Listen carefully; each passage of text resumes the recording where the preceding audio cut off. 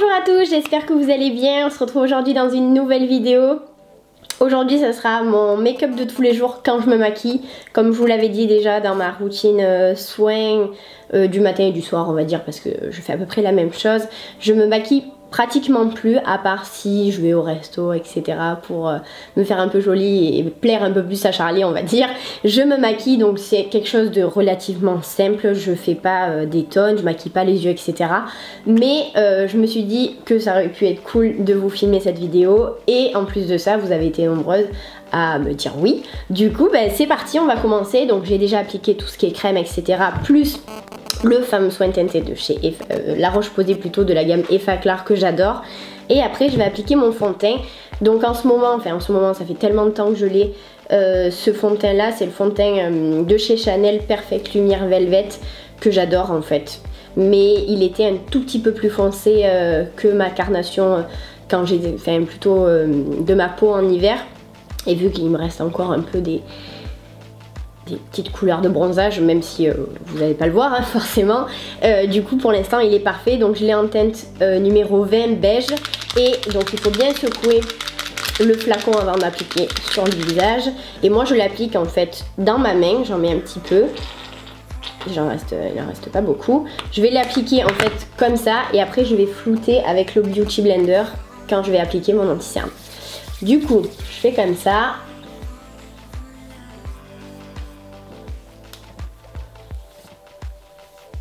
Et je descends bien évidemment dans le cou.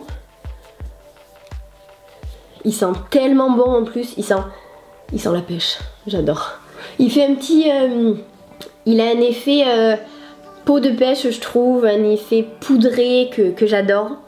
C'est pas du tout quelque chose qui va vous donner un glow. Après c'est pas non plus un fond de teint qui va être très couvrant. C'est quelque chose qui va être, on va dire, sur une couvrance légère à moyenne. Je pense que ce serait plus une couvrance moyenne si vous en rajoutez une couche supplémentaire. Moi c'est pas ce que j'ai envie de donner, même si on voit encore quelques imperfections, moi ça me gêne pas forcément. Après c'est vous qui voyez.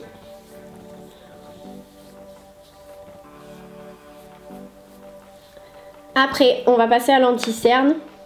Donc toujours l'anti-cerne de chez Estée Lauder, le double wear, anti-cerne zéro défaut, tenue extrême, SPF de 10. Je l'adore toujours autant, comme je vous l'avais déjà dit. Donc là je vais l'appliquer bien évidemment sous mes cernes, enfin sur mes cernes. Hop. Je vais en appliquer également un petit peu sur les quelques imperfections que j'ai envie de cacher. Et sur les ailes du nez. Sur le côté du nez on va dire, parce que vu que je suis malade et que je me mouche beaucoup, j'ai un petit peu les bords du nez qui sont rouges. Du coup je vais cacher un petit peu tout ça. Donc là je vais flouter le tout. Bon, ce que je fais également quand j'applique de l'anti-cerne, vu que je ne maquille pas les yeux, j'étire un petit peu la matière que j'ai mis en dessous de l'œil au-dessus pour cacher un petit peu les veines, les vaisseaux apparents etc. Parce que étant très très blanche, forcément il y a tout qui ressort et ça se voit par transparence. Et au moins là ça unifie un peu plus. Donc comme je vous l'ai dit tout à l'heure par rapport au fond de teint, je vais étirer un peu plus la matière avec mon Beauty Blender. Surtout au niveau des cheveux, comme ça, et au niveau du cou. Là en fait je vais les tirer, alors que au niveau du visage je vais tapoter pour fondre la matière. Mais là je vais juste étirer pour vraiment ne pas avoir de démarcation et avoir ce trait là qui est pas très très joli. Je vais peut-être m'attacher les cheveux, je pense que ce serait peut-être mieux. Hop. Après on va matifier le tout. Donc en ce moment j'alterne avec celle de chez Estée Lauder et la Make Up Forever que j'ai depuis un bon moment, que j'aime beaucoup. Du coup je vais en appliquer sur la totalité du visage, pas uniquement sur la zone T.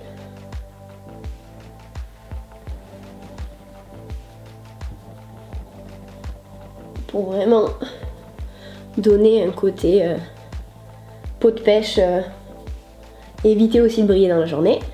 Voilà. Après on va passer aux sourcils. Du coup au niveau des sourcils, ce que je fais c'est que déjà je vais les brosser. je vais les mettre en fait dans la forme que je souhaite. Et je vais utiliser la pommade de chez Anastasia Beverly Hills en teinte blonde. Mais je ne vais pas en appliquer beaucoup, je ne veux pas un effet trop marqué. Donc ce que je fais, c'est que je prends mon pinceau et juste je fais des petits... je le tapote en fait légèrement dessus. Là par contre, je vais faire un petit trait comme ça, mais léger pour ne pas avoir cet effet trop marqué. Et au niveau de la tête du sourcil, je fais des petits mouvements de va-et-vient en fait. Enfin plutôt un mouvement de bas vers le haut, mais tout en légèreté, pour juste unifier en fait mon sourcil, parce qu'étant blonde vénitienne, j'ai des poils de sourcil qui sont plus blonds que d'autres, et là au moins ça va unifier le tout. Donc, je répète l'opération sur l'autre sourcil. Comme vous voyez, c'est très très léger, hein, on voit pas vraiment de différence. Et voilà, au niveau des sourcils, c'est tout ce que je fais. Après, je vais appliquer mon blush. Donc, le blush de chez Sephora, un blush pour moi classique, c'est la teinte Shame on You. Donc, c'est un bois de rose. Pour moi, c'est la couleur parfaite. En fait, je la mets tout le temps. C'est vraiment le blush que j'applique tout le temps. Enfin, je suis pas quelqu'un qui change énormément. C'est vrai qu'au niveau du make-up, j'ai l'impression qu'en fait j'en ai beaucoup, mais j'utilise pratiquement rien.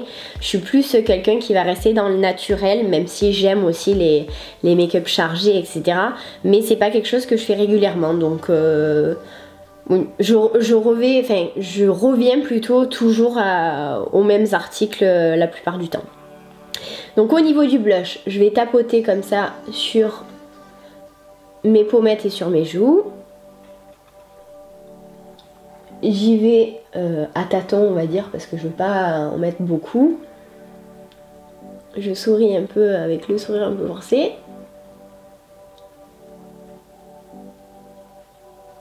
Voilà. Et ce que je fais après, c'est que je prends un kabuki et je vais fondre la matière pour pas avoir un effet trop rosé. Parce que c'est pas ce que je recherche.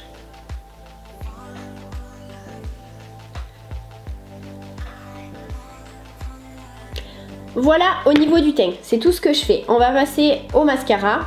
Donc en ce moment c'est le mascara de chez Maybelline. C'est vrai que j'ai pas un mascara préféré. Quand je vais faire mes courses, je regarde si j'en ai plus. Je prends le premier qui vient. Souvent je prends dans les nouveautés parce que j'ai envie de tester. Celui-ci est très bien. Par contre il faut faire très attention parce que quand vous l'achetez, il y a beaucoup de matière en fait sur les petits picots de la brosse. Et des fois ça peut faire des paquets. Donc ce que j'avais fait, c'est que j'avais tapoté avec un mouchoir, j'avais essayé d'enlever le plus de matière possible, mais quand j'applique le mascara, j'essaye d'en enlever au maximum pour pas que ça fasse trop de paquets. En plus, ayant des cils très épais et très fournis, ça fait vite les cils collés et c'est pas ce que je veux. Du coup, c'est parti.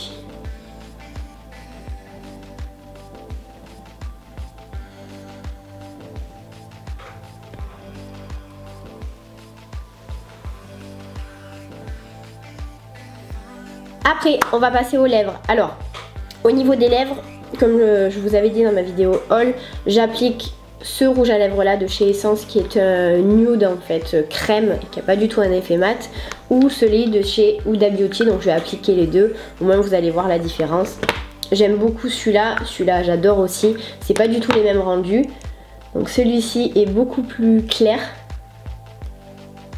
Voilà ce que ça donne pour la première version, on va dire. Je me rapproche un peu pour que vous puissiez voir le rouge à lèvres qui est très léger.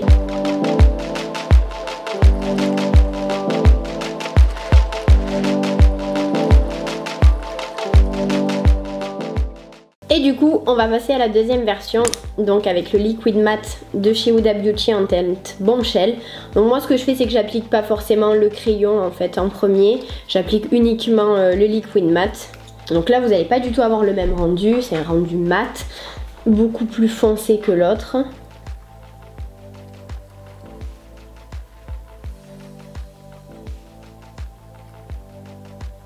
Voilà le rendu, donc un peu plus foncé.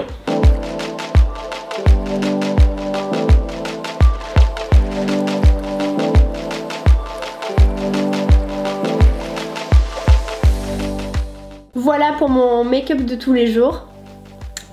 Simple, efficace, je trouve en tout cas. Dites-moi en commentaire si ce type de make-up là vous plaît, si vous préférez un truc plus chargé, plus simple, parce qu'il y a encore plus simple bien évidemment, parce que j'applique quand même pas mal de produits sur mon visage.